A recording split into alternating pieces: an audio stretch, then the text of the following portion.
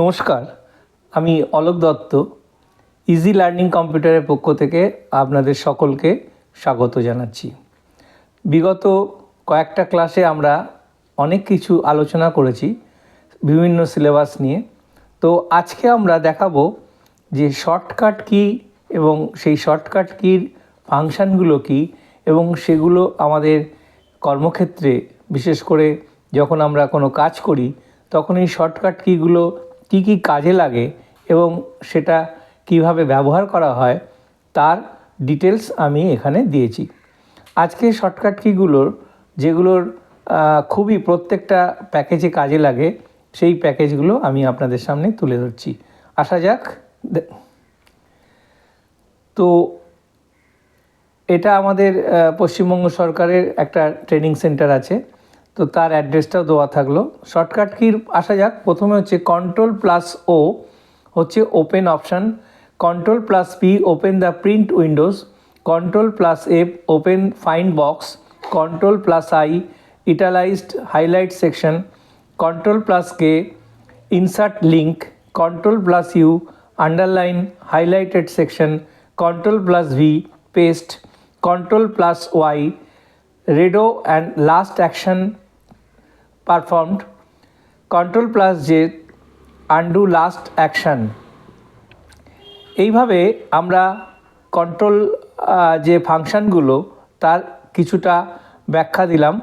আরও অনেকগুলো কন্ট্রোলের অপশান আছে, সেগুলো আমি আমার এই ভিডিওতেই দিয়েছি এবং সেগুলোকে কিভাবে আমরা ইউজ করব, ওপেন করব, সেটাতেও আমি এখানে দেখাচ্ছি। Alt+F is a file menu option in current program, Alt+E edit option in current program, F1 universal help for all programs, Ctrl+A selection all text, Ctrl+X মানে cut the selected item, Shift+del is equal to cut select item, Ctrl+C copy selected item, Ctrl+INS copy হচ্ছে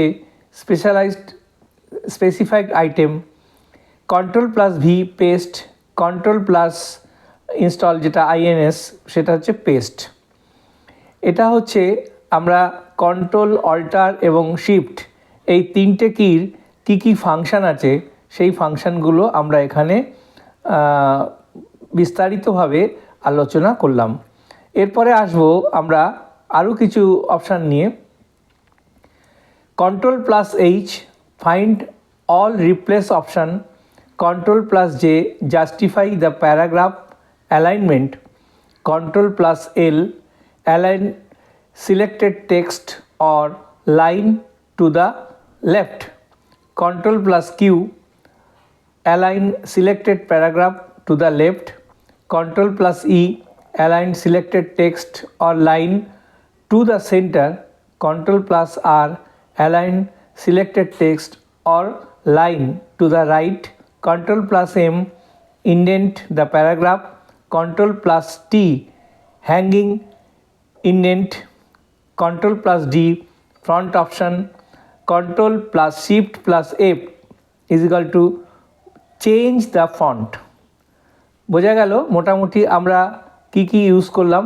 এরপরে যদি Ctrl+Shift increase the selected font +1 একটা করে বাড়াতে পারি, Ctrl+I increase the selected font +1, Ctrl+Shift plus করলে decrease selected font 1, Ctrl+ এটা হচ্ছে ডিক্রিজ দ্য সিলেক্টেড ফন্ট, প্রথম থেকে এক থেকে মাইনাস হবে, selected Ctrl+Shift view or hide non printing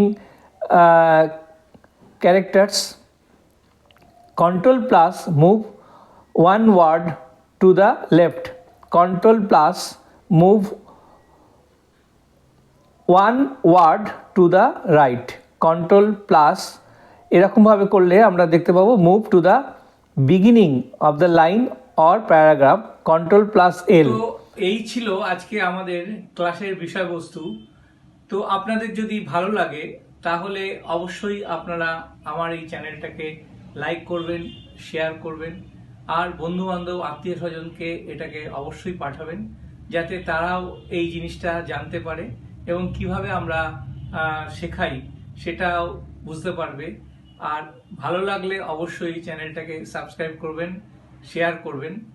আর যদি ভালো না লাগে তাহলে কিছু করতে হবে না, যদি ভালো লাগে অবশ্যই এটাকে লাইক, শেয়ার এবং সাবস্ক্রাইব করবেন। ভালো থাকবেন, সুস্থ থাকবেন। আবার কিছুদিনের মধ্যে নতুন কোনো ভিডিও নিয়ে আপনাদের সামনে উপস্থিত হব। নমস্কার। ইজি লার্নিং কম্পিউটারের পক্ষ থেকে সকলকে স্বাগত। ভালো থাকবেন, সুস্থ থাকবেন।